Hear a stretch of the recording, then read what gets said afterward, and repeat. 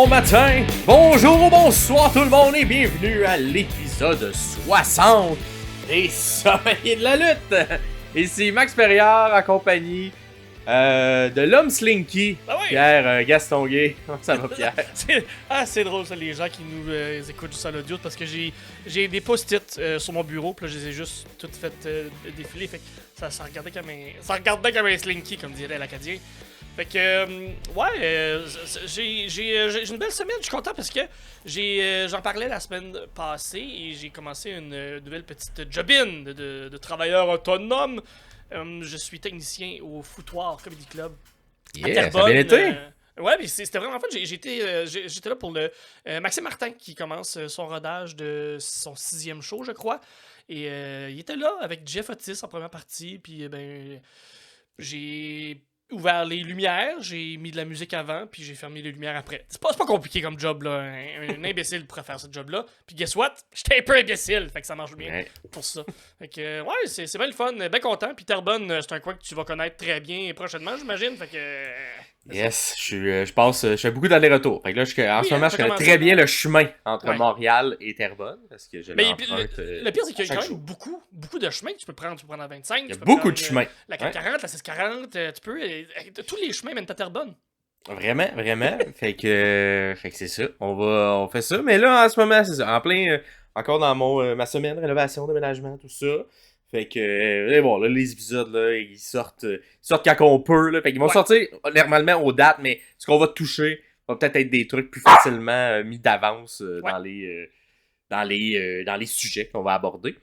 Moi, de mon côté, on en a pas reparlé, hein, mais c'était mon tournoi de golf il y a déjà 2 semaines de ça, le lundi 10 juin dernier. Fait que c'est, la Fondation Jeune en tête, dans laquelle je suis chargé de projet. Fait que c'est moi qui chapeaute un peu tout ça.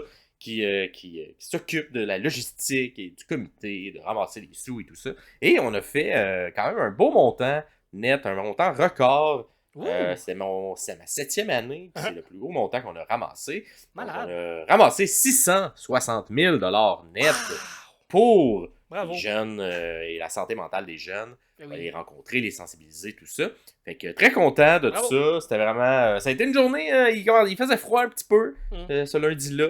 Heureusement, il n'a pas plu, mais c'était pas des conditions météorologiques idéales. Du golf, c'est pas l'idéal, mais regarde. Qu'est-ce que tu veux? C'est ça, fait que... c'est ça, mais fait à noter, failli mourir, moi, cette journée-là, parce que lors de mon déjeuner, quand t'es en événement, t'as pas beaucoup de temps pour manger. Fait que là, je me dépêchais à manger entre deux trucs. Et j'ai mangé trop vite, puis je me suis étouffé avec ma bouffe. Et j'ai failli comme... il y a eu un petit moment de panique. Tu sais, t'as plus d'air. Puis ça fait 30 secondes que l'eau passe pas, l'air passe plus. T'es comme... là, faudrait que quelque chose se passe pour que je meure pas là. C'est comme punch dans le ventre ou de quoi, là? Ben, c'est ça. Fait que j'ai été me sauver moi-même. De préférence, il aurait fallu que quelqu'un me fasse le M-Lich, mais personne n'a réagi. En fait, il y avait des gens autour de moi, mais tout le monde était plus en mode « Oh, qu'est-ce qui se passe? » Puis personne n'a comme kické in. « Ok, il faut qu'on le fasse. » Fait que je me suis moi-même sauvé en allant dans la salle de bain, en me faisant vomir jusqu'à temps que... En espérant que ce qu'il y avait qui bloquait sorte en même temps que le vomi. Et ça a fonctionné. Fait que, petit conseil aux gens qui s'étouffent, n'allez pas vous isoler à la salle de bain, restez en public. Je sais que notre réflexe, c'est d'aller essayer de vomir dans la toilette, là, mais techniquement, ou dites à quelqu'un de vous suivre. Quelqu'un me suivait, Okay. mais ça. Personne ne me faisait M-Lich, puis c'est ça j'aurais eu besoin. Fait que là, il y a eu toute la technique de la faire soi-même. Mais j'avais jamais fait ça, puis j'étais comme pas vraiment à l'aise de faire ça pour moi-même. Fait que j'ai juste été à la place un verre d'eau, puis en espérant que cette technique allait marcher. Si ça marchait pas, ben il aurait fallu que quelqu'un intervienne, parce qu'à un moment donné, j'aurais tombé. Heureusement, heureusement, vivant. Ouais, parfait. Bah oui, t'es là pour en parler. Toujours vivant, tout a bien été, plus de peur que de mal. Ça a duré 10-15 minutes avant que je me remette de mes émotions. Et j'ai fini ma journée au complet. Fait que quand même terminé à 10h le soir, malgré cet incident. Mais écoute, c'est ça. Première fois ça m'arrivait. Et j'espère la dernière fois. Mais c'est ça. Et à travers tout ça, failli mourir, moi, pour la cause. Pour la cause. Je crois. Littéralement failli mourir. Fait que... voir si un jour je vais littéralement failli mourir pour le podcast. On sait pas. Voir comment je suis dédié. Ben, à chaque jour, on passe proche de mourir, peut-être, hein, on le sait pas. Jamais. Et parlant des derniers podcasts, ça vous aussi, de l'autre côté, vous avez fait des commentaires. Et là, j'ai choqué des gens par mon analyse de NXT Battleground. Tu sais, moi, j'avais pas beaucoup apprécié le match entre Roxanne Perez et Jordynne Grace. Je vous ai dit mes commentaires. Je pense que c'était un mauvais match, là. Là, mettez pas des mots dans ma bouche, je l'ai pas dit. Mais pour moi, c'était pas digne de ce que je m'attendais entre les deux lutteuses. Et Elisabeth m'a ramené à l'ordre. En fait, non, le match entre Jordynne Grace et Roxanne Perez était excellent. C'était un beau mélange de styles. Les deux sont d'excellentes workers. Elle a juste pas aimé le finish avec les interventions, que je peux comprendre aussi. Oui, absolument. Mais c'est ça, parfait. Fait que c'est correct, tu sais. Si vous l'avez apprécié, et moi je suis juste une opinion parmi la mer d'opinions qui est Internet. Fait la lutte, c'est subjectif, on le dit souvent. C'est subjectif. Fait que si vous préférez la recommandation d'Elisabeth, ben l'écoutez, ce match-là. Moi, de mon côté, je trouve ça correct. Je trouve ça normal. Et on a également Phil, qui a encore pris... c'était qui? C'est l'autre fois? Je pense que c'était Nico Thibault qui m'avait pris un peu hors contexte. On a Phil qui nous a pris hors contexte avec une phrase. Qu'est-ce qu'il nous a dit, Pierre? Pris hors contexte, la phrase « Lyra Valkyria est solide dans ses selles ». C'est ça. C'est ça. C'est ça. Fait que, écoute, c'est ça la magie de la lutte Ben et la magie du franglais, hein, c'est que on fait des trucs, on dit des phrases qu'on sait pas trop. Et Philippe également nous dit que lui, dans les meilleurs gentils méchants, il m'y rajouterait Edge et Randy Orton. Oui. Écoute, je comprends, mais on dirait, dans les deux cas, moi je préfère beaucoup plus leur version méchante dans les deux cas que leur version gentille. On dirait la version gentille des deux est comme arrivé en fin de carrière avec le respect que vient une fin de carrière. Donc les gens, un moment donné, tu sais, quand ça fait 15-20 ans que t'es heel, ben ils commencent à t'apprécier. Ben oui. T'sais. Fait que on dirait c'est ça. On dirait, moi j'émettrais pas dans catégorie les meilleurs gentils méchants parce que c'est comme être gentil par défaut, par respect en fin de carrière. Ils le font quand même bien. Est-ce que c'est les meilleurs? Je ne crois pas. Ils font bien, mais tu sais, ils l'ont pas fait dans... Mais mettons dans leur prime, là. Tu sais, dans leur prime, dans la vingtaine, là, ils étaient pas capables de switcher entre les deux, alors que les autres noms qu'on avait mis, ils ont tous fait des switches. Ou CM Punk. CM Punk, exactement. Ils ont tous fait des switches dans leur jeunesse. Donc, mais quand même content, Phil, d'entendre ton opinion là-dessus. Edge et Randy Orton. On pourrait rajouter ça également. Et on va commencer cet épisode qui est un preview, prédiction et questionnaire de Forbidden Door 2024. Wow. Écoute, un Forbidden Door 2024 qui, je crois, Tony Khan reprend un peu ses mauvaises habitudes en termes de booking. Je sais pas s'il attendait peut-être les noms des autres compagnies avant de faire ses matchs, parce que tout c'est un peu ficelé à la dernière minute, pas beaucoup de construction dans les matchs qui opposent des gens de la All Elite Wrestling à des gens à l'extérieur. Cependant, les matchs qui contrôlent à 100% ont quand même été bien construits, on va y donner. Mais les matchs où il y a des gens qui viennent pas de sa compagnie, ça a pris du temps avant qu'on... Plus tough. C'est ça, plus tough. J'ai l'impression que c'est peut-être aussi c'est une problématique de logistique, là, tu sais, que c'était comme, on va attendre de voir qui vont nous mettre à notre disposition, puis la négociation, il va falloir un gagnant et un perdant, là, et tout, les deux compagnies, fait que peut-être une négociation ici, de, ben là, si ce match-là, on fait gagner quelqu'un de ma compagnie, ben, dans l'autre match, je mettrai pas le même lutteur dans ce match-là versus l'autre match pour protéger tout le monde. Donc, l'impression, ça a été plus compliqué. Cependant, en tout cas, c'est un peu le défaut de ce Forbidden Door. Il a toujours été bâti comme ça. C'est le troisième qu'on voit, Forbidden Door, puis il a toujours été bâti sans trop d'histoire. Mais ça donne des excellents matchs et ça risque d'être une super belle carte. C'est juste que, encore une fois, on a peut-être plus de difficulté à rentrer dans le hype du pay-per-view parce que les histoires sont un peu tirées par les cheveux. Exact. Puis ça commence un peu à se ressentir également au niveau du rating et des trucs, là, les derniers Dynamite.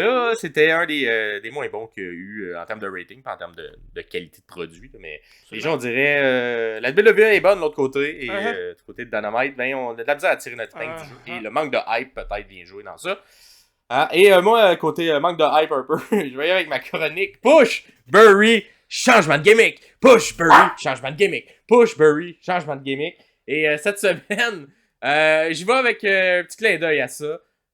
J'y vais, qui qu'on push, qui qu'on enterre et qui qu'on change sa gimmick. Non pas de lutteur, non pas de lutteuse, non pas d'équipe, non pas de manager, mais bien de ceinture en tant que telle. Alors, les ceintures de la All Elite Wrestling, je vous en nomme 3. Laquelle on push plus, laquelle on bury, laquelle on change sa gimmick. entre la Trios Championship, la Continental Championship ou la FTW Championship.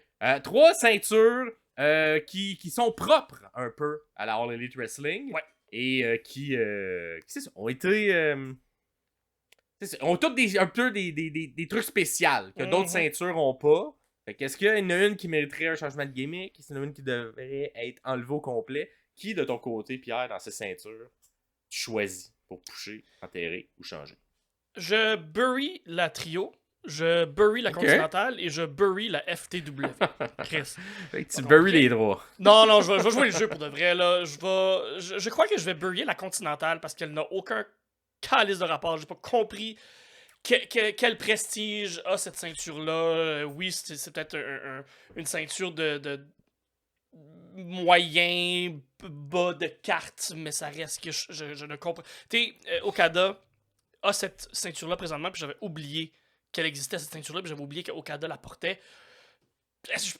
Parce que c'est beau d'avoir cette ceinture-là sur lui, peut-être. La ceinture comme telle est belle, mais je bury la Continentale. La FTW, elle a changé de gimmick dernièrement, puis je pense que je garderais ça comme ça. Changer de gimmick la FTW pour ce que Jericho est en train de faire avec. J'adore ça. C'est moins violent. Ça perd un peu, oui, de... Les puristes vont dire, mais la FTW, c'est supposé d'être exactement ce que c'est. Oui, mais regarde, c'est de la lutte, on peut faire ce qu'on veut. Et je donne une push à la trio. C'est le fun. Les matchs en trio sont le fun. Je pense que je lui donnerais plus. On la voit pas. Allez même pas à Forbidden Door, Chris, puis il y a un match en trio, cette ceinture-là. Fait que je donnerais une push. Exact. Je la mettrais un peu plus de l'avant, la trio. Elle n'est pas là au moment où on tourne. Peut-être que dans le Dynamite, vous avez vu. Peut-être qu'il y a eu un match qui a été annoncé, mais pour l'instant, nous, notre côté, elle n'a même pas. Fait qu'elle n'a pas été construite au minimum, comme il faut. On sait pas trop. On sait que c'est le Bang Bang, gang qui a tout ça en ce moment, qui a toutes les ceintures trio de la compagnie, des deux compagnies. Fait que peut-être, on va voir. Ils s'en allent vers où. Il y a beaucoup de games de challenger. Moi, de mon côté, je suis assez d'accord. Je vais pusher aussi le trio parce que je trouve que c'est le... Je trouve que c'est la ceinture qui, surtout de la manière qu'elle est utilisée, tu sais, elle n'est pas juste genre mis aux oubliettes ou, tu sais, il y a quand même beaucoup de trios à la All Elite Wrestling. Fait qu'on peut avoir une bonne division trio, puis ça permet de donner aussi un peu de temps d'antenne à plusieurs lutteurs ensemble. Des fois, il y a des petites blessures, tu sais, qu'on veut guérir, mais ça peut permettre de protéger certains lutteurs, également des lutteurs un peu plus vieux, des lutteurs un peu plus vieilles, qui ont pas un work rate aussi important quand ils étaient jeunes, ben, les mettre dans des équipes à plusieurs, ben, ça l'aide à protéger tout le monde. Fait que moi, je vais aller trio, la pusher. Je la mettrai encore plus de l'avant. J'aime bien le concept. Je changerais, cependant, la gimmick de la Continentale par le fait que j'enlèverais complètement que c'est une ceinture. Moi, la ceinture Continentale, je la garderais comme un trophée. Je la garderais comme un tournoi, comme on nous l'a vendu au départ. Ouais, ben, ça arrive une fois par année. Exact. Ça arrive une fois par année. C'est un peu comme un King of the Ring à la WWE. Donc, ça arrive une fois par année. C'est le tournoi pour peut-être pas la ceinture, mais pour le titre. Je sais pas trop. Pour la personne qui est le meilleur technicien dans le ring. De l'avoir à l'année longue. C'est pas mis de l'avant. En ce moment, ça sert de bijou, tant qu'à moi, pour Okada. Ah oui. Plus que comme ça. Ah oui, exactement. Elle a des règles spécifiques également. Il ne doit pas avoir personne qui est dans le... Qui est autour du ring, tout ça, mais on les oublie ces règles-là parce qu'elle n'est pas assez mise de l'avant. Je pense même pas. Ben, tu vois. Fait que je changerais cette gimmick-là et j'enterrerais la FTW, qui est au final juste une ceinture pour un peu pusher un autre accessoire pour pusher Hook à l'époque. Pour l'instant, c'est Chris Jericho qui l'a, mais d'après moi, ça va revenir dans les bras de Hook oui. dans les prochains mois, dans les prochaines semaines. Donc, ça serait ça, moi. Je push la trio, je change la gimmick de la Continentale et j'enterre la FTW. Très cool. Vous, dans les commentaires, dites-nous qu'est-ce que vous faites entre ces 3 ceintures, laquelle vous push, laquelle vous enterrez et laquelle vous changez sa gimmick. Et on poursuit avec ta chronique, Pierre, qui le fait mieux. À ma chronique cette semaine de qui le fait mieux, on va aller avec des gens qui ont du savoir, des gens qui ont tout à donner, tout à partager. Et qui le fait mieux cette semaine, qui est le meilleur mentor, pas menteur, mais mentor, donc qui est le mieux et le meilleur prof. Donc, entre Chris Jericho, qui présentement est de Learning Tree, donc ça fait super bien. Samoa Joe, qui a pris sous son aile Hook, et Christian Cage avec le petit Wayne. Fait que, d'après toi, qui le fait mieux, Chris Jericho, Samoa Joe ou Christian Cage? Qui est le meilleur mentor? Là, tu veux que j'analyse de manière kayfabe ou que j'analyse dans la vraie vie? Comme tu veux, mais on va rester dans le kayfabe. Ok. Si on reste dans le kayfabe, je pense entre les trois, présentement, je préfère la version de Samoa Joe. J'aime bien ce qu'il nous présente avec Hook, qui montre un peu à être un badass, à être genre, le check, c'est comme ça qu'on attaque dans un vestiaire quelqu'un, puis des trucs comme ça. Je trouve que ça fonctionne un peu avec le personnage de Hook, de rajouter ces genres de skills-là, de petits genre de méchants, même si présentement ils sont genre construits comme des gentils. Ouais. Mais c'est comme des tactiques de méchants que Samoa Joe lui montre. Fait que si je reste kayfabe, je vais dire Samoa Joe. Si je ne reste pas kayfabe, je vais y aller Chris Jericho. Seulement parce qu'il y en a eu beaucoup dans sa carrière de gens qui ont été mis sous son aile. Et moi, j'ai toujours trouvé qu'il était capable d'élever tout le monde. Ou du moins de bien faire paraître tout le monde. Quand c'est pas pour les aider directement, au moins ça crée quelque chose que les deux en ressortent meilleurs par la suite. On l'a vu avec beaucoup de gens. On l'a vu avec Kevin Owens, on l'a vu avec MJF, on l'a vu. Est-ce que c'est aussi Chris Jericho sait bien s'entourer, sait bien choisir les gens avec qui s'associer? C'est peut-être également un peu ça. Puis pour l'instant, dans le personnage de Learning Tree, c'est également un truc qui fonctionne bien. C'est une bonne idée, dans le fond. Une bonne idée qu'il fallait qu'il soit exécuté par quelqu'un qui est plus vétéran. Oui, qui j'ai l'impression va s'essouffler assez vite, mais que pour le moment fonctionne bien, puis il est le fun à voir. Fait que on le suit là-dedans. Fait que Samoa Joe au niveau kayfabe, mais mais je suis à la même place que toi. Je suis à la même place que toi, Samoa Joe, dans ce qu'il montre présentement avec Hook. J'adore ça. Et dans le kayfabe. Mais j'ai l'impression que Samoa Joe doit être un très bon mentor aussi dans la vie, j'ai l'impression. Lui aussi, il a quasiment 30 ans d'expérience, puis il a tout vu, il a tout vécu. Fait que je vais être à la même place que toi, Chris Jericho dans le hors kayfabe, Samoa Joe dans le kayfabe. Christian Cage, je suis certain qu'il est un très bon mentor, mais il est méchant, fait qu'on l'aime pas. Voilà. Exact. Puis on a peut-être ajouté à ça une Tony Storm qui a pris un peu Mario May sous son aile dans les derniers mois. On a également On a l'ancienne Ember Moon, la nouvelle Athena qui a pris également sa mignonne. Et plus au niveau de la Ring of Honor, fait que moins devant le produit de la All Elite Wrestling directement. Mais vous, dites-nous dans les commentaires qui est le meilleur duo mentor. On a seulement été resté également à la All Elite Wrestling. Il n'y en a pas tant que ça à WWE quand on regarde. Mais pour l'instant, il n'y en a pas tant que ça. Là, sûrement, il y en a eu plus dans le passé. Donc dites-nous ça dans les commentaires. Faites un petit like si vous aimez ça. Ce genre de chronique-là, ça nous aide à recadrer et à voir ce qu'on va faire dans les prochaines. Et on enchaîne avec justement le nœud, l'os, la viande, tout ça. Tout ce qui a du contenu de cet épisode-là, qui est la carte de Forbidden Door. On fait un retour sur les différentes histoires et également on y va de nos prédictions pour ce pay-per-view-là. Parce que tu vois, la All Elite Wrestling, c'est encore des pay-per-views. On va commencer ça avec justement le Learning Tree et son clan. Chris Jericho, Big Bill, Brian Keith. D'ailleurs, petite mention ici, j'aime beaucoup les surnoms qu'on leur a donnés. Fait qu'on a comme l'arbre rouge. Redwood, Redwood, fait que l'arbre rouge qui est comme un. On aurait pu l'appeler tout Sequoia, là, un gros arbre qui est Big Bill. Brian Keith qui est la mauvaise pomme ou la pomme. La pomme noire, le bad apple. Fait que les petits jeux de mots et que je joue qui est l'arbre en tant que tel. Et nous, on est toutes les petites branches et tous les gens qui l'aiment, on est ces petites branches. Fait que c'est quand même une bonne idée au complet de branding. Et ils se prennent justement contre Samoa Joe, Hook et Shibata. Fait que un petit lien avec la dernière chronique. C'est un match en trio. Pour l'instant, la ceinture n'est pas en jeu. Peut-être qu'elle a été ajoutée en jeu. Peut-être que le clan qui gagne remporte la ceinture. Je ne crois pas qu'ils vont faire ça. Mais qui sait? À voir. Ça risque d'être un match où ça va brasser. M'étonnerait qu'on garde le contrôle comme souvent à la All Elite Wrestling. Après moi, il va y avoir beaucoup d'intervention, d'utilisation de plusieurs choses illégales. À voir comment ça va se dénouer. J'ai l'impression qu'on va avoir quelques comedy spots très le fun. Samoa Joe, autant que Chris Jericho que même Shibata ont des timings comiques impeccables. Fait que j'ai l'impression qu'on va avoir quelques petits spots un peu plus drôles, comiques, farfelus au travers de ce match-là, je suis certain. Avec Big Bill, qui aussi, je trouve, est très le fun à voir de ce temps-là. C'est un lutteur que j'avais pas de temps, mais que je trouve fait super bien dans le rôle qu'il a présentement.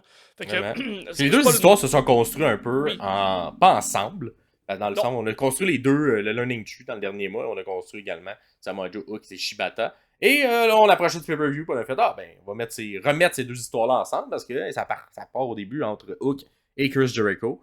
Fait que, on a juste construit les deux séparément pour Ben, ça se ressemble, ensuite les ramener. Ouais, c'est ça. Exactement. Fait que, après moi, c'était prévu depuis le départ, mais on a quand même laissé ça séparé pendant quelques semaines avant de les ramener ensemble. Fait que ça ressemble à ça, la construction de l'histoire. Fait que, Voilà. pas plus compliqué que ça. Non. Qui t'a gagnant de ton côté? Mon Dieu, ça va être le Learning Tree, je crois. Puis c'est sûrement Big Bill qui va peut-être piner Shibata. J'ai l'impression que Shibata est un peu perméable à tout, à perdre. Il peut perdre, ça dérange pas. Samoa Joe, je pense pas qu'on peut le voir tout de suite là à manger un pin.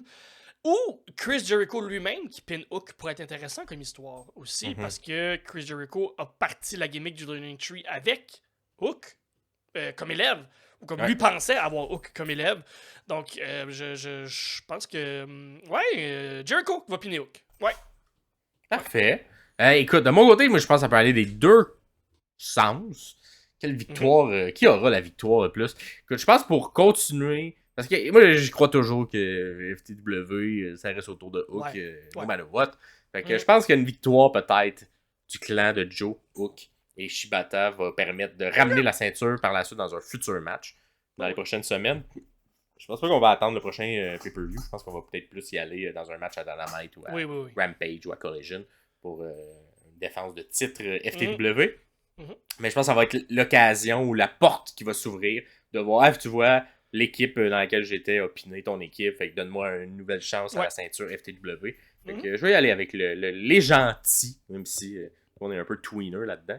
Je vais aller avec Samoa Joe, Hook et Shibata pour la victoire. Dites-nous, vous, qui vous pensez. N'oubliez pas, il y a un questionnaire comme à chaque fois. Vous pouvez répondre. Vous allez voir dans la description.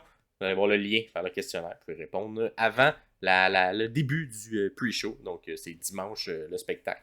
Vous pouvez aller répondre tout de suite. On enchaîne avec le prochain match. Quand même un match avec beaucoup de star power, je pense. Vraiment un des matchs avec le plus de star power sur cette carte-là.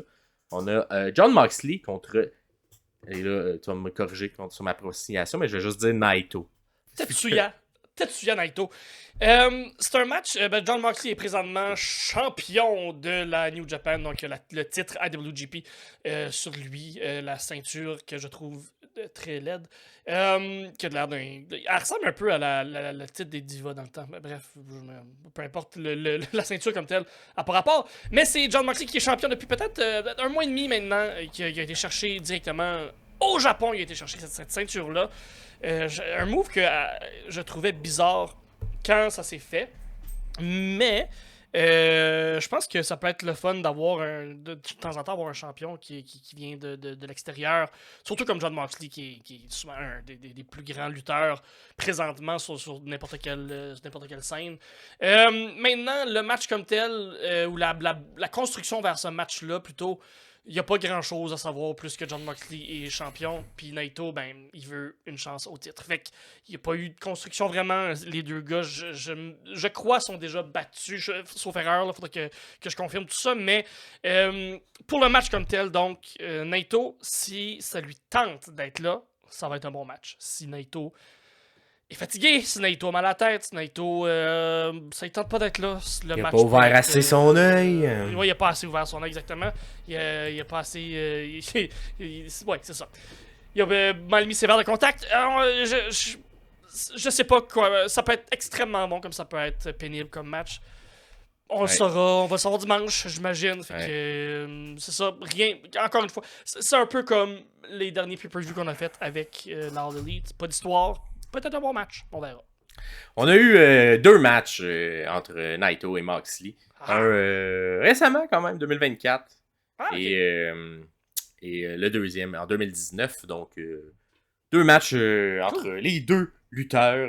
Quand même, somme toute, été appréciés. Si je regarde les ratings que l'Internet a donné à ces matchs-là. Très cool. Fait que, espérons avoir un autre bon match entre les deux. Prochain match, on a celui de la championne féminine de la All Elite Wrestling, Toni Storm, qui va se prendre contre comment je pourrais dire, une rivale pour d'amitié. Une rivale pour la... c'est Custody of, Ouais. Custody of Mario May. C'est un peu ça, parce que même lors de la signature du contrat, hein, Mina Shirakawa, qui va se prendre contre Toni Storm, mais elle a dit à Mario May qu'elle devra choisir laquelle des deux. Elle ne peut pas aimer les deux. Elle devra faire un choix. Est-ce que c'est enfin le turn qu'on attend, la coupure, le petit manque de c'est ça, d'amitié qui va venir couler Toni Storm et Mario May. On sait que dans le dernier mois, lors de la construction de ce match-là, Mario May a fait beaucoup pour protéger Mario May. On dirait, autant dans les premières semaines où les deux étaient mis ensemble, Mario May était beaucoup plus groupie que Toni appréciait Mario May. Ouais. Mais depuis le dernier mois, même la dernière pay-per-view, là, c'est Mario May qui a failli coûter le match à Toni Storm en abandonnant à sa place. Fait que comment ça va se construire dans le ring, j'ai l'impression moi de mon côté, j'ai l'impression qu'il y aura le choix, ça sera du côté de Mina Shirakawa. Ouais. Et est-ce que ça coûtera le match par contre? À voir. La construction entre les deux, Mina a été longtemps à la Stardom avec Mario May également. Toni Storm vient de la Stardom, sauf erreur. Donc trois femmes qui ont quand même construit ensemble, qui ont quand même relativement une chimie, qui se connaissent bien. Mais je trouve qu'on n'a pas assez mis d'emphase sur leur relation à Shirakawa et Mario May.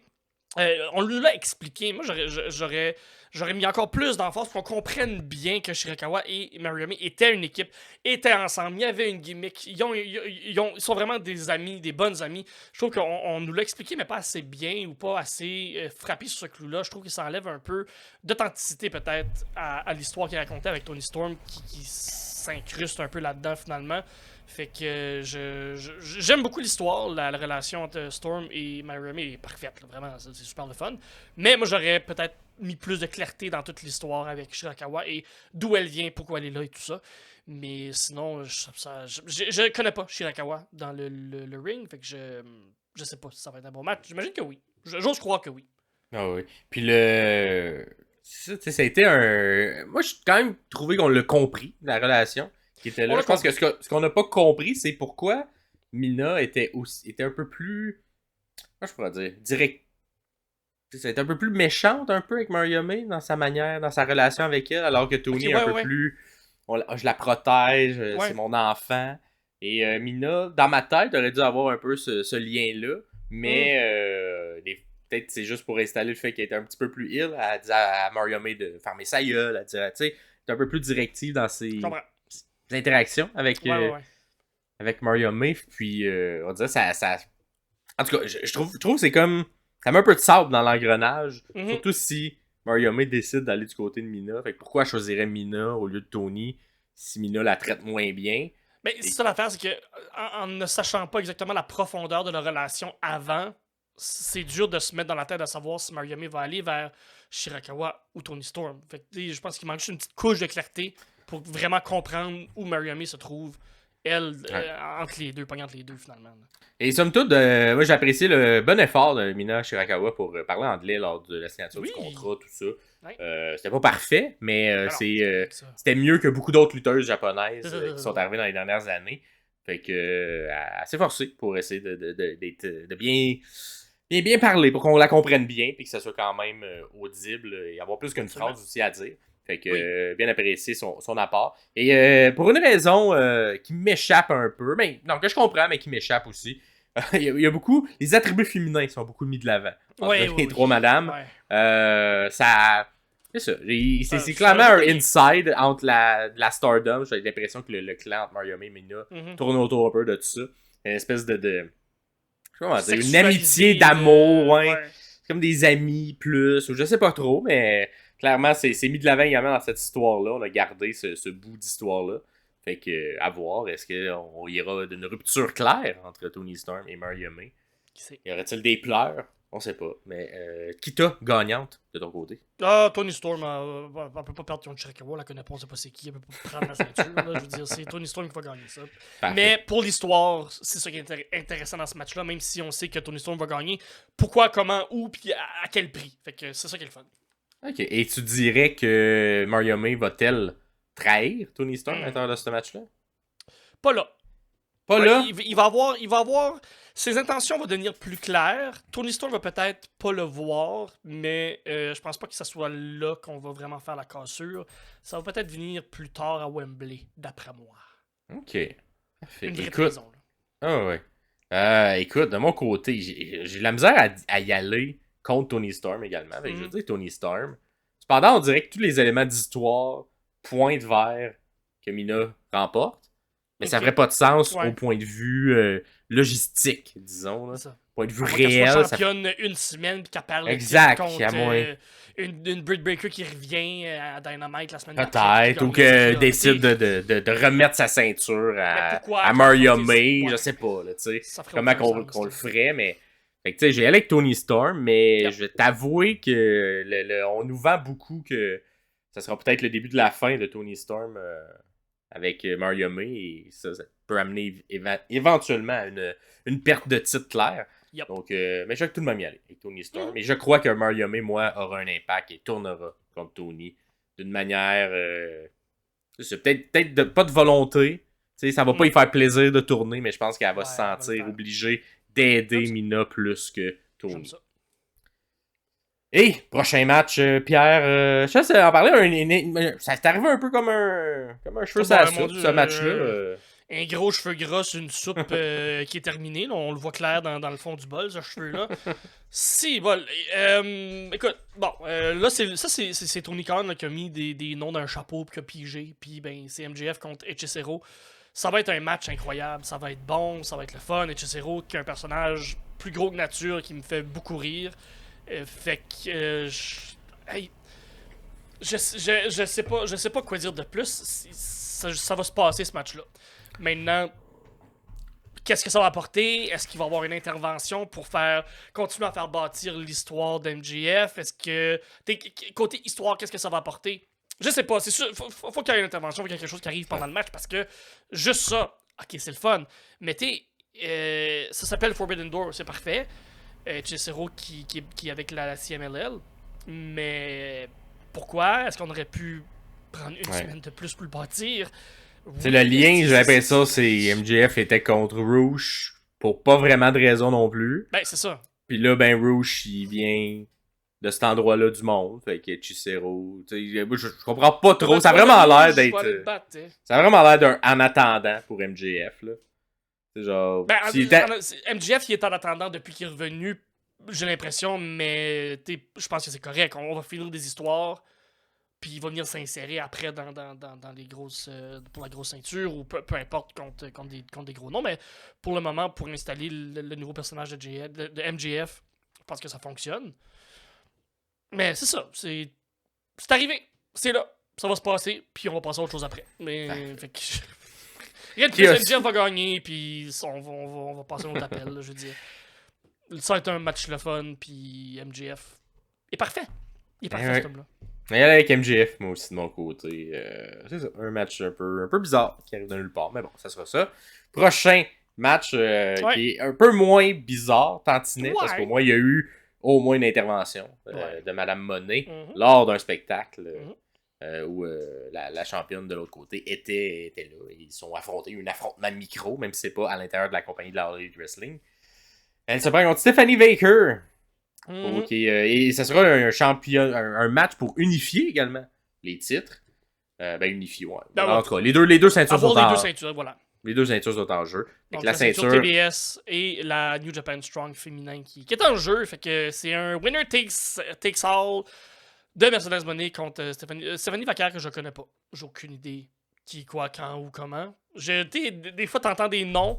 Puis tu fais comme, ben oui, ça me dit quelque chose, ou j'ai déjà entendu Lindy, Réputation, blablabla. Elle, j'ai aucune idée, puis je suis un peu niaiseux, j'aurais dû faire des recherches pour savoir qui elle est, d'où elle vient et où elle s'en va.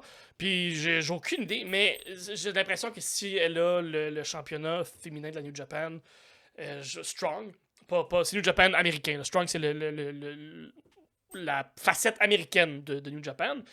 J'ai l'impression qu'elle doit être bonne si elle a un championnat, si elle a une ceinture et si on la met en pay-per-view contre Mercedes Moné, qui est sûrement un des plus gros noms dans la lutte féminine présentement. J'ose croire qu'elle va être bonne. Puis, tu sais, Mercedes Moné l'a dit depuis qu'elle est sortie de la WWE. La lutte japonaise, le Japon, pour elle, c'est un rêve inatteignable, mais que finalement, elle a été capable de lutter contre des lutteuses japonais.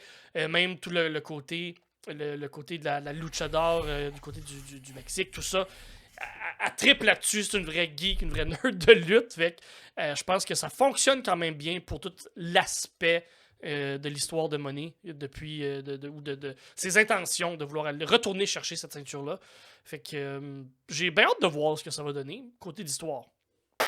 Encore une fois, un peu garoché, mais un peu moins quand même qu'MJF et HSRO. J'ai hâte de voir le match comme tel. Puis ça va dépendre aussi où ils sont placés dans la carte. Rendu là. Nous, on défile là, comme ça, mais ça veut pas dire que ça va être le pacing exact ou l'ordre exact des matchs. Il reste à voir où ça va se passer dans la carte. On pourrait le mettre. Ça va quasiment ouvrir une carte, ce match-là, puis ça hyperait les gens, je suis certain. Ouais, ben. On va le regarder. Et de ce que je vois, c'est un peu un petit Forbidden Door également parce que Baker est plus connu du côté de la CMLL que du côté de la New Japan. Fait qu'on dirait le petit Edge est un peu plus du côté de Moné parce que Moné a passé un peu plus de temps du côté de la New Japan dans les dernières années. Fait que c'est peut-être une manière de redonner un peu de star power à ce titre-là, mais à l'accompagner également, de mettre Mercedes Moné avec la ceinture. Parce que c'est ça, elle est également, elle a été championne à la CMLL, la championne féminine également de ce côté-là. Fait que je comprends que toi, Mercedes Moné va gagner. Ouais, Mercedes Moné va gagner. Si ça me surprendrait beaucoup qu'on donne la TBS à quelqu'un que moi et toi connaissons pas, et on écoute beaucoup de lutte dans la vie. Fait que c'est ça. Quand quelque chose fait que ça nous échappe, c'est que ça l'échappe à beaucoup de gens également. Ouais. Donc, c'est pas le même star power, mettons, que Mercedes Moné. Non, du tout. Par exemple, du star power, il y en a dans le prochain match. C'est Bryan Danielson contre Shingo Takagi. Fait que, encore une fois, je pense que ça, c'est Bryan Danielson qui a sorti sa liste, qui avait pas sorti. Ça faisait un petit bout, sa petite liste, il a écrit des noms sur un papier. Il a fait comme Cody Rhodes avait fait quand il a sorti de la. Quand Cody Rhodes est parti de la WWE, il a fait une liste qu'il a posée, qu'il a mis sur Instagram, et c'est à partir de là qu'il a été chercher le street cred pour se rendre où il est rendu. J'ai l'impression que Bryan Danielson a fait comme hey, Cody l'a fait, je suis capable de le faire moi aussi. C'est juste que lui, il l'a pas posté partout sur les réseaux sociaux. Fait que il y avait Shingo Takagi décrit comme nom sur sa liste. Shingo Takagi qui est un lutteur début quarantaine de la New Japan, futur Hall of Fame, il a gagné des ceintures, il est quand même technical, un peu brawler. Il est costaud, il est carré. Fait que ça peut donner un très bon match, surtout quand Danielson là, qui va rouler autour de lui, là, ça peut donner un excellent match. Et c'est un match de premier tour du tournoi de la Coupe Owen Hart, du côté masculin, évidemment. Donc, je sais pas pourquoi on met le match de premier tour dans un pay-per-view. Je trouve ça parce que c'est Bryan Danielson. Ouais, parce que c'est Bryan Danielson. Exactement. Il peut pas avoir de mauvais match, ce style-là. Fait que, surtout contre Shingo Takagi. Encore une fois, Shingo Takagi, s'il arrive en forme, s'il arrive en santé, s'il a fait attention à ses genoux, si c'est pas trop humide dehors, là, ça va bien aller, mais sinon, ça va donner un excellent match. Ça aussi pourrait facilement ouvrir une carte due à l'excitation, due au star power, puis due à la beauté de lutte qu'on va. Ça va être. Ils vont nous dépeindre là, un match là, incroyable, je suis certain. Puis je pense que ça va être un match, en tout cas, j'ose croire que ça va être un match très japonais. Donc, on va commencer très lentement, puis on va avoir un crescendo qui va arriver, puis le dernier 5 minutes va être complètement incroyable. Danielson qui travaille ses matchs comme ça dernièrement, puis j'aime vraiment ça.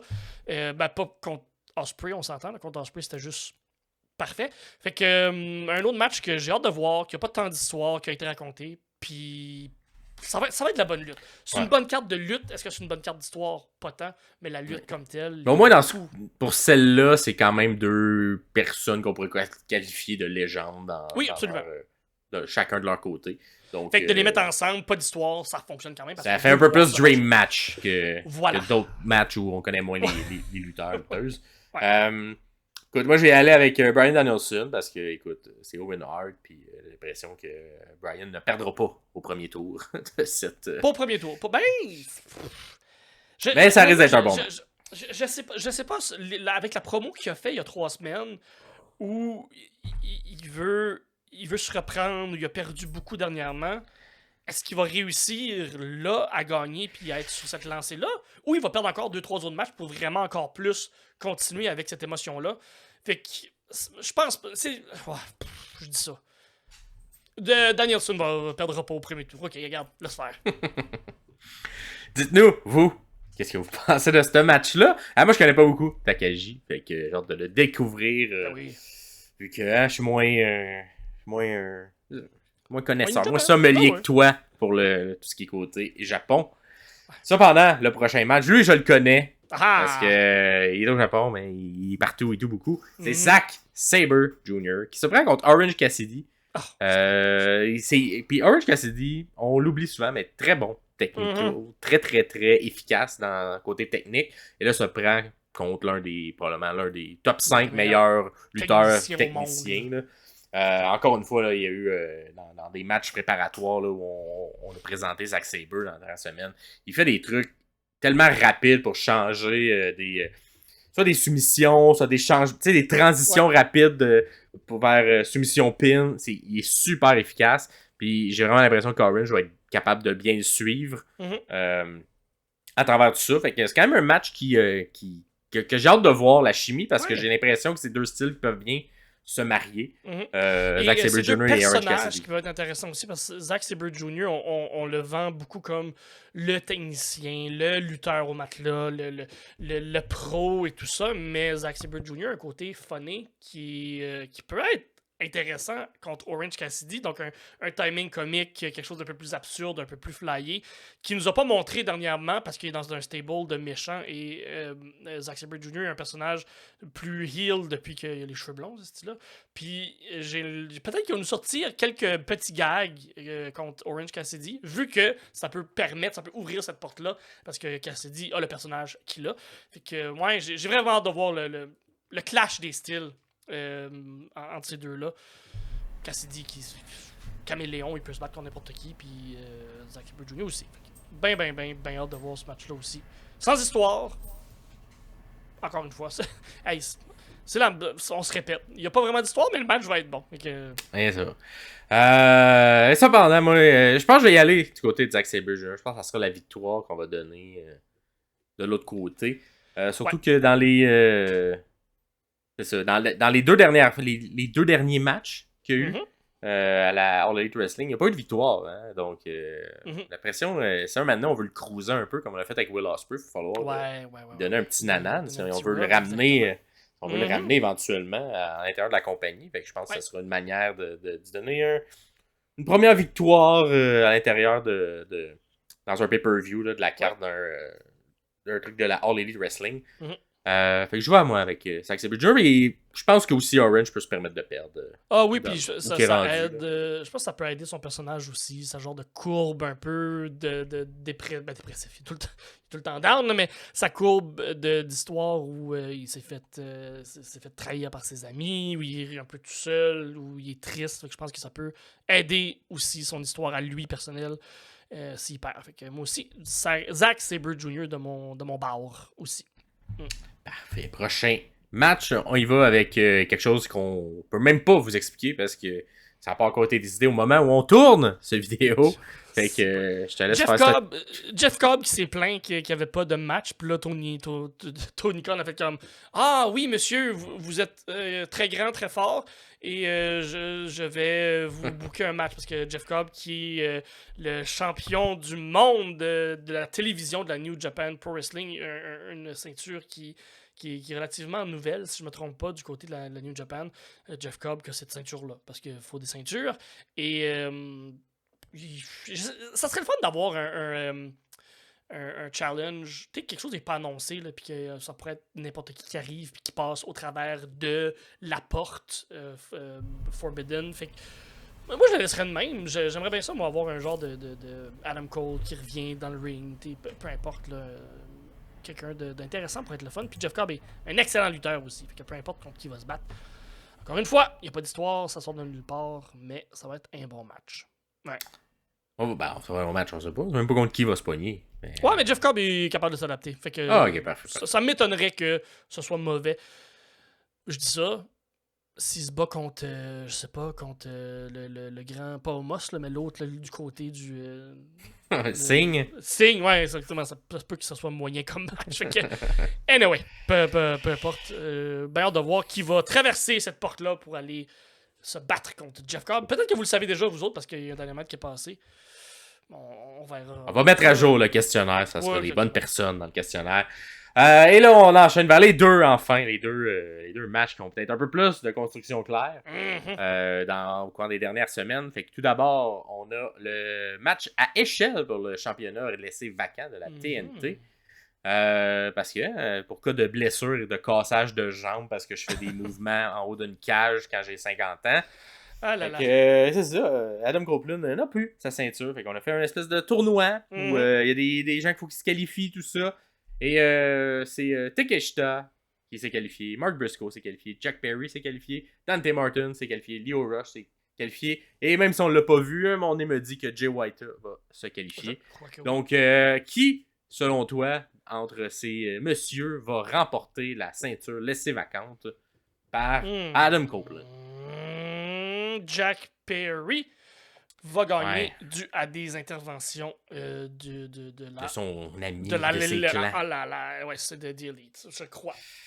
Ouais, je pense que ça ferait du sens, tout ça. Moi aussi, je vais y aller avec Jack Perry. Cependant, j'haïrais pas ça, Dante Martin.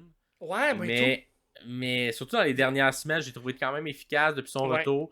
Son micro est devenu bon, comme il a fait à Collision de la semaine passée, il a fait une entrevue backstage. Ouais. Puis son micro backstage. Backstage, oui, c'est ça, c'est pas une promo sur le ring. Ça reste que c'est un début d'un jeune homme qui était là, très, très, très réservé. Fait que fait que oui, je suis d'accord avec toi, Dante Martin, pour être le fun. Lio Rush, pour être un bon champion, TNT, il fitterait avec le titre.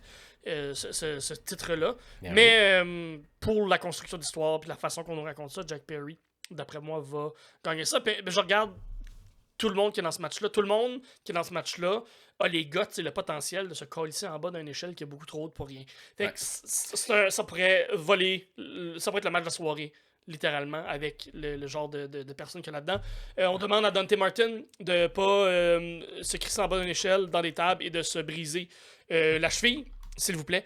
Donc, fais attention à toi, Dante Martin. Mets des braces. Oui, et Dante Martin, 23 ans seulement. Incroyable. Tout jeune. Et moi aussi, j'ai remarqué la nouvelle confiance au micro. En tout cas, tu sais, il y a beaucoup de jeunes, hein. Mais là, j'ai l'impression que Dante Martin est en train de passer tranquillement pas vite au-dessus de Hook dans les jeunes qui ont du potentiel. Absolument. Fait que moi, je l'aime beaucoup, là, Dante Martin, dans le ring. Je trouve qu'il fait des choses extraordinaires.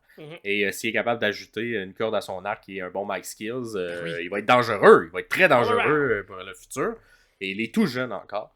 Fait que il y aura la question, hein, combien de ce pote que je considérerais dangereux à l'heure de ce match-là. Fait que on va voir comment ça sera le chiffre. Ça sera des ranges de chiffres, mais c'est moi qui sera le juge ultime de qu'est-ce que je considère qui est dangereux ou pas. Fait que dès que possibilité de blessure, possibilité que ça tourne mal, possibilité que hey, on voit pas ça souvent, ça sera compté comme un spot dangereux. J'aime ça. Fait que vous pouvez nous répondre dans le questionnaire, comme à chaque fois. Et moi aussi, je vais y aller du côté de Jack Perry. C'est le seul qui fait un peu de sens à travers tout ça. Tout le monde ferait du sens, mais j'ai l'impression qu'on va rencontrer cette histoire-là. Takeshita s'en va se battre dans le G1. Il va être parti pendant 2 mois. Mark Briscoe a déjà la ceinture de la Ring of Honor. Dante Martin, il a 23 ans. Laissez-y le temps. Lio Rush vient d'arriver. On n'a pas encore eu le temps de s'attacher. C'est Jack Perry qui va gagner. Il reste quelqu'un déterminé. Peut-être que Jay White pourrait aussi. Mais il y a déjà des ceintures. Il y a beaucoup de ceintures. C'est ça. Mais une ceinture de plus, ça pourrait looker aussi. Sauf qu'on est en train de jouer cette gimmick-là avec peut-être Will Ospreay. Fait que là, rendu là. C'est pas. Ouais. Mais je vais aller, moi, avec Jack Perry. D'après moi, tout le monde va avoir une petite ceinture. C'est sûr qu'il n'y a pas de ceinture dans ce clan-là. Pauvre petit pitch. C'est petit. Tout le monde a de quoi pour se réchauffer l'épaule. Lui, il n'y en a pas encore. Donc, on va y en donner une petite couverte. Là. Et finalement, le match qui risque d'être le main event, hein, j'ose espérer. Pas mal certain. Pas mal certain. On a Swerve Strickland contre Will Ospreay. Et ce ne sera pas pour... En tout cas, au moment où on parle, ce ne sera que pour la ceinture de Swerve Strickland. On va pas ajouter la ceinture d'Ospreay en jeu, la ceinture internationale. Fait qu'est-ce que Will Ospreay va se ramasser avec une nouvelle ceinture? Est-ce que Swerve Strickland va réussir à garder sa ceinture? Est-ce qu'on va enfin donner une défaite à Will Ospreay? Si oui, comment on va y donner une défaite? Sinon, comment on va faire pour que Swerve reste fort à travers tout ça? Le match a été bien construit. Surprenamment, cependant, parce que Will Ospreay, on s'entend, il n'y avait pas besoin d'être dans ce match-là. Puis Strickland n'avait pas besoin d'avoir Will Ospreay dans ses pattes, mais j'ai l'impression qu'on a fait all-in. On met les deux qui vendent bien en ce moment, qu'on aime bien, qui sont bons dans le ring, qu'on vend relativement fort des deux côtés. Et un des deux survivra à tout ça. On va voir lequel des deux ce sera.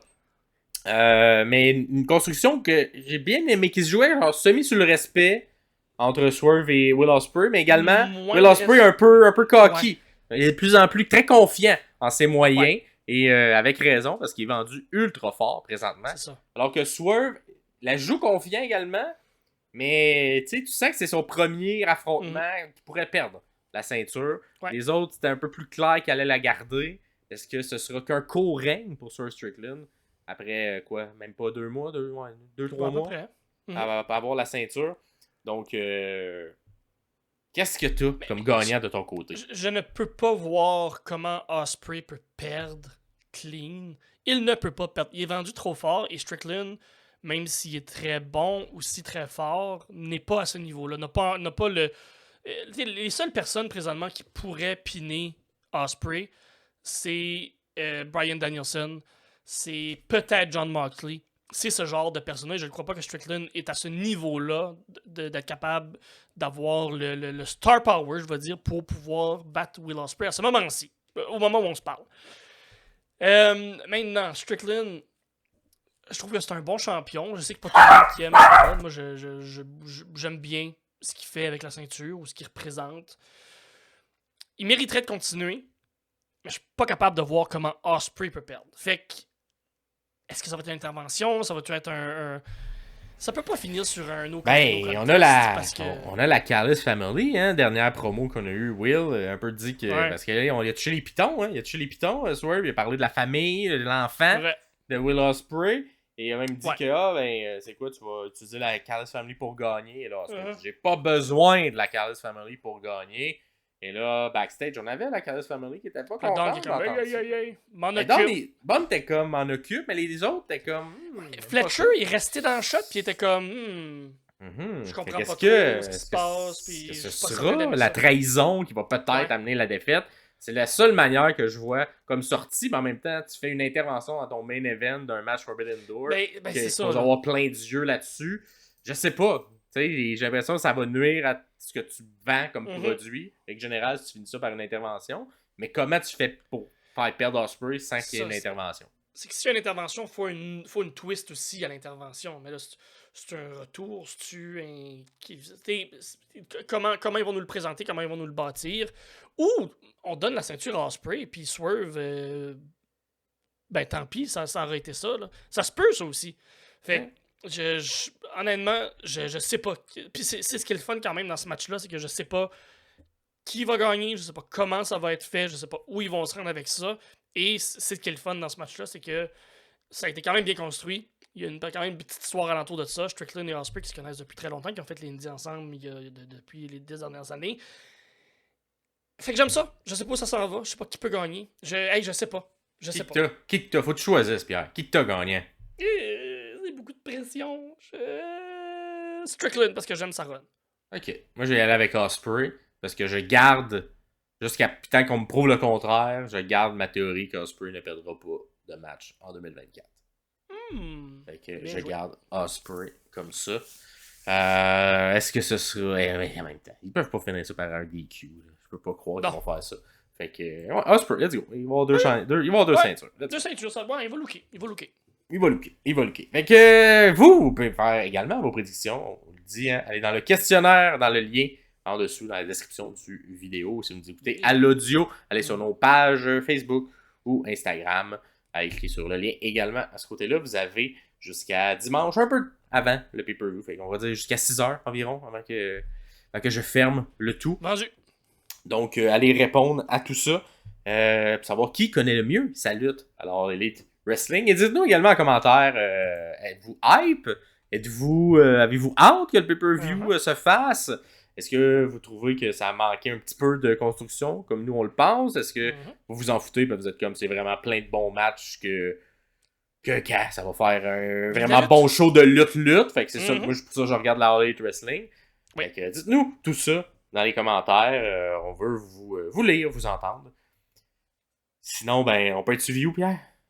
Vous pouvez nous suivre en char si vous savez où on habite. Sinon, vous pouvez nous suivre aussi sur les réseaux sociaux, sur Facebook, sur Instagram. On est là. On n'est pas sur MySpace parce que ça n'existe plus. Mais si vous nous écoutez à l'audio, on est sur toutes les plateformes. Partagez. Dites-le à vos amis là, qu'on existe sur toutes les plateformes audio. Si vous voulez voir des supports visuels parce qu'on rajoute des photos au montage, vous pouvez nous voir sur YouTube.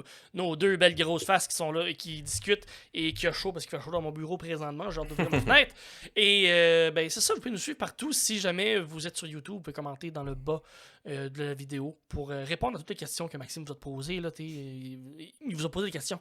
Répondez, c'est la moindre des choses. Soyez polis. Si jamais vous nous écoutez en audio, vous pouvez toujours venir faire part de la discussion directement sur Facebook ou sur Instagram. On vous lit. On essaie de vous répondre. On met des petits pouces. On lit tout, ça c'est certain.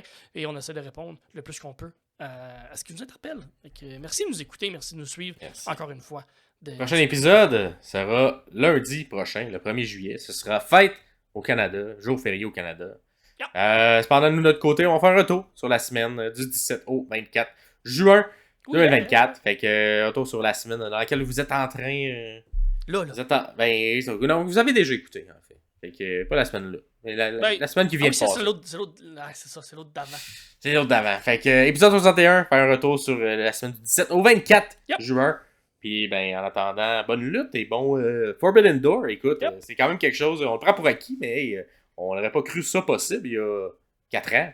Que différentes compagnies se mettent ensemble et décident de faire des événements et des matchs Dream Card. Fait qu'il faut quand même en profiter, même si on trouve que c'est pas la meilleure construction. Quand même un moment dans l'histoire de la lutte qu'on n'aurait jamais pu penser qui arrive. Et on voit la WWE répondre un peu à ça avec de plus en plus de matchs où on invite des gens de la TNA. Donc, j'ai l'impression que ça crée... la compétition crée la compétition. Hein, fait que on aime ça. Ça élève tout le monde. Et écoute, voir la TNA et la WWE faire partenariat, ça aussi, on n'a pas cru ça possible il y a 15 ans. Et maintenant, ils le font parce que de l'autre côté... on n'aurait pas cru ça. Ben oui, parce qu'un jour, on aura... Écoute, on peut rêver, mais si un jour on a un Forbidden Door avec la WWE et la All Elite Wrestling, ça va être quelque chose. Mon Dieu.